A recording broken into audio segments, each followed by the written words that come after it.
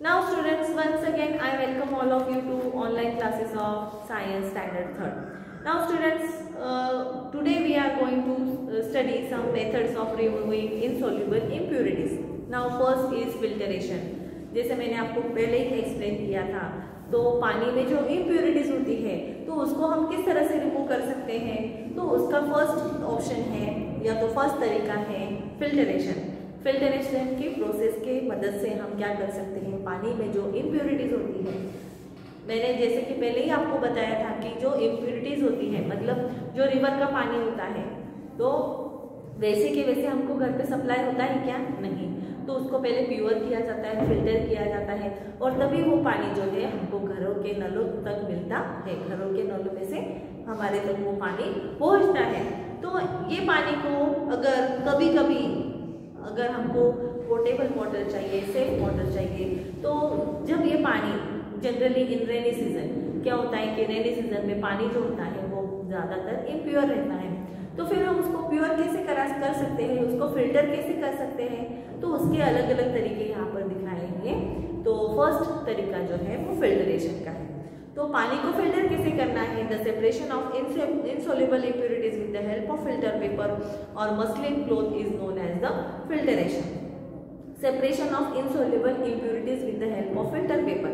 तो अगर हमको पानी को फिल्टर करना है तो हम फिल्टर पेपर की मदद से we have to use the filter paper to separate the water and impurities, and with the help of this filter paper or muslin cloth we can filter the water.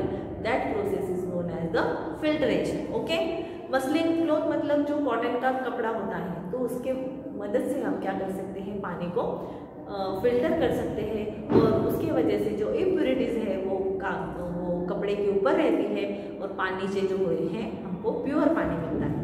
Then second is filtrate. The clear liquid which passes through the filter paper is known as the filtrate. तो जो clear water मतलब पानी filter करने के बाद में filter paper की मदद से या तो फिर क्लॉथ की मदद से जो पानी फिल्टर होता है और जो पानी हमको मिलता है, that water is known as the filtrate. तो वो जो प्योर वाटर होता है, क्लियर वाटर होता है, तो वो क्या होता है, फिल्टरेट होता है। Then residue, the solid impurities left on the filter paper. कपड़े के ऊपर या तो फिल्टर पेपर के ऊपर जो सॉलिड इम्प्योरिटीज रहती है, हाँ, ऊपर बच जाती है, तो उनको हम बोलते हैं रेसिड्यू। क्या बोलते हैं उसको? Residue. Okay, now see second method is sedimentation and decantation. Second method क्या है?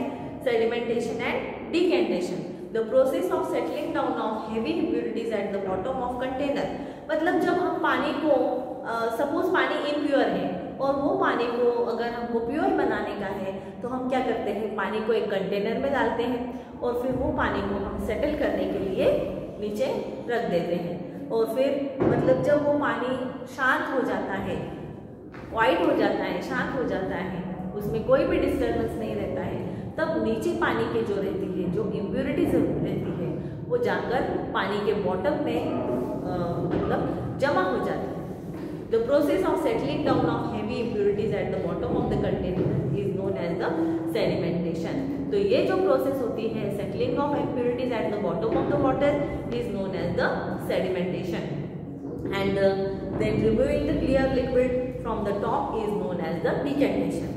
और मतलब पानी के ऊपर जो इम्प्योरिटीज होती है वो सारी इम्प्योरिटीज जो है वो नीचे जाके जम जाती है, ऊपर प्योर वाटर रहता है, तो वो प्रोसेस को हम बोलते हैं सेडिमेंटेशन। और ऊपर का जो पानी रहता है clear liquid from the top is known as the decantation. Now इसकी प्रोसेस क्या है?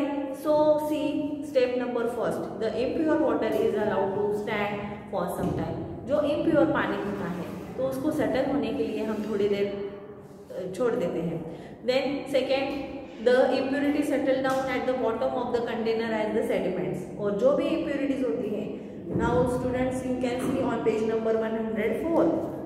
Now see step first is that the impure water is allowed to stand for some time. जो इम्प्योर वाटर होता है उसको थोड़ी देर के लिए सेटल होने के लिए छोड़ दिया जाता है। स्टेप 2 में क्या होता है? The impurity settle down at the bottom of the container as sedimentation. Sediments मतलब जो भी इम्प्योरिटीज होती है तो पानी के बॉटम में कलेक्ट हो जाती है, उसको हम बोलते हैं sediments. And step 3, the clean water poured out into a separate container is known as the decantation. और फिर जो ऊपर का क्लियर पानी जो होता है वो हम दूसरे कंटेनर में डालते हैं, तो उसको वो हम बोलते हैं डिकैंटेशन। क्या बोलते हैं उसको? Decantation. Now removal of soluble impurities. अभी ये तो हुए कि इनसोल्यूबल इम्प्योरिटीज के बारे में, अभी हम देख रहे हैं removal of soluble impurities. Soluble impurities are very finely mixed with water. Soluble impurities जो होती है वो आसानी से पानी के अंदर घुल जाती है, hence their removal becomes bit difficult. और इसके वजह से उस ऐसे पानी में जिसमें इम्प्योरिटीज पूरी तरह से मिक्स हो गई हैं, तो उनको निकालना बहुत ही कठिन हो जाता है। This impurities can be removed by the evaporation by the distillation. तो ये जो इम्प्योर वाटर है, इसमें से अगर हमको इम्प्योरिटीज निकालनी होगी तो किस तरह से निकाल सकते हैं? We have to boil the water.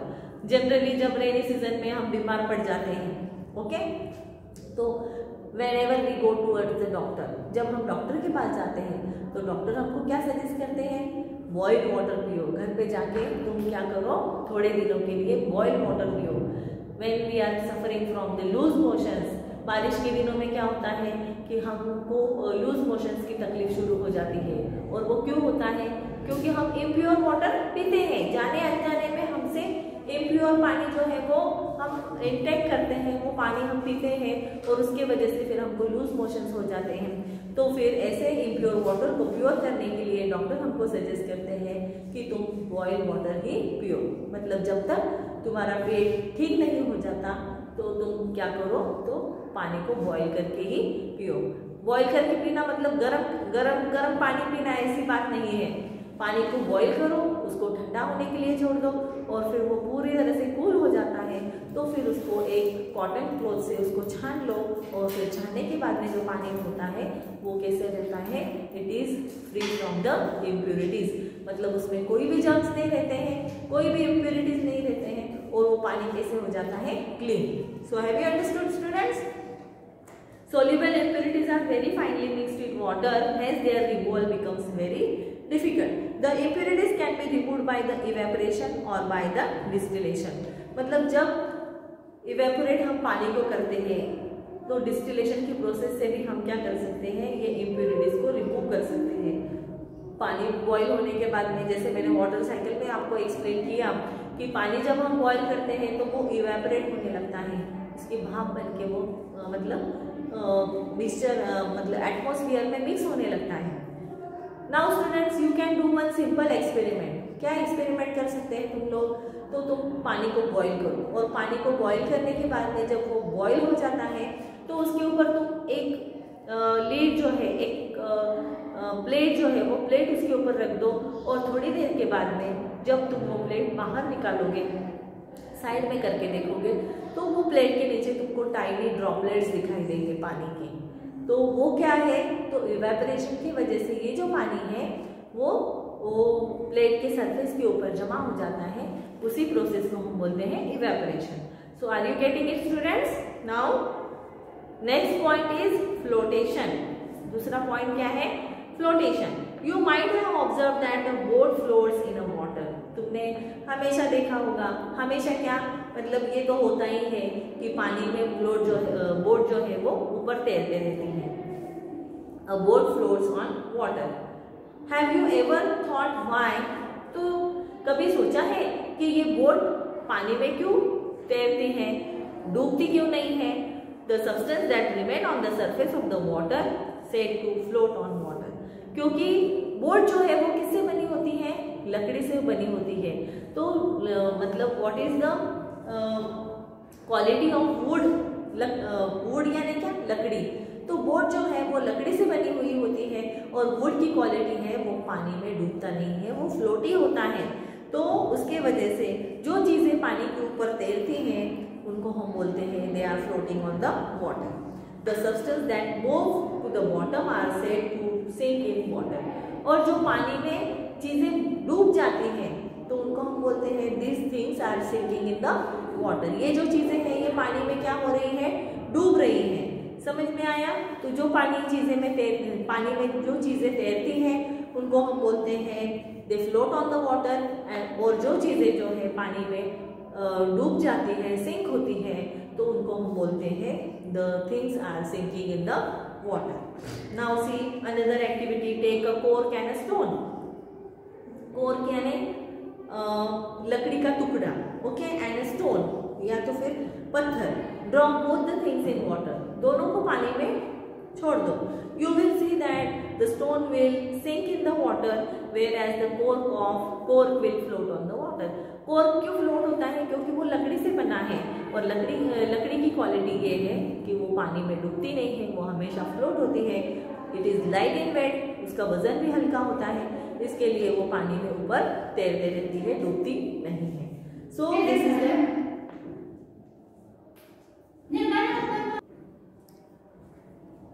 So students, sorry for little bit disturbance. You will see that the cork will float on the water. cork जो है वो पानी के ऊपर तैरते रहता है, क्योंकि वो लकड़ी का बना हुआ होता है। और लकड़ी की क्वालिटी क्या है? लकड़ी जो है वो लाइट वेट होती है, उसका वजन बहुत लाइट होता है, इसके लिए वो पानी में डूबती नहीं है, वो ऊपर फ्लोट होते रहती है। और जो पत्थर होता है, it is very heavy in weight, इसका वेट भी ज्यादा होता है और इसी के लिए वो पानी में जल्दी डूब जाता है। Now students see, one skill fill is given here on page number 104. Identify and name the object shown in the picture that will float in water. Now see, you can see here one boy and one girl. They both are standing on the beach. Now you will see which are the things that float in water and which are the things that sink in water.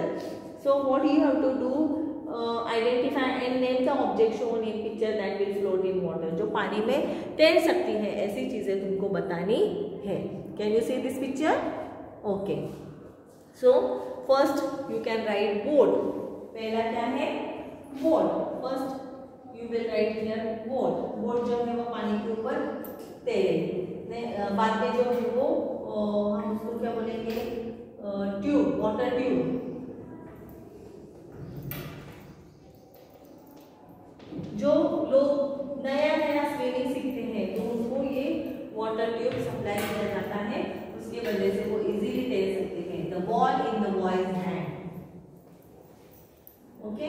Then cap will also float in water, okay. Then what is the other things? Then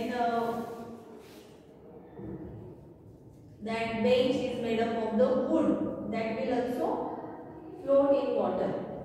हम उसको bench बोल सकते हैं, okay. It is made up of the water. Then the boy is wearing clothes.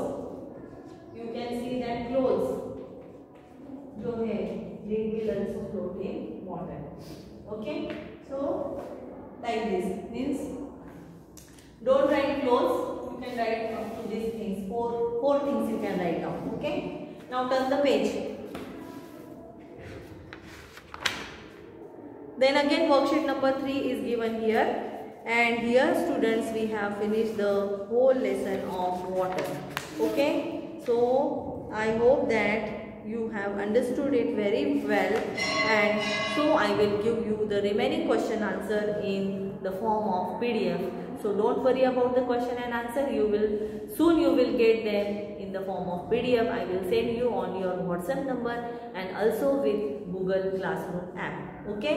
So I would like to stop here students. I hope that you have understood this lesson very well. जैसे parents लोगों ने मुझे suggest किया था कि आप थोड़ा सा हिंदी में भी लेसन एक्सप्लेन करो, उसी तरह से मैंने ये लेसन हिंदी में एक्सप्लेन करने की कोशिश की है। So I hope that you have understood this lesson very well, and this lesson is very important students. So study this carefully. I would like to stop here. Till then you have to take care of yourself. Bye for now. Bye bye.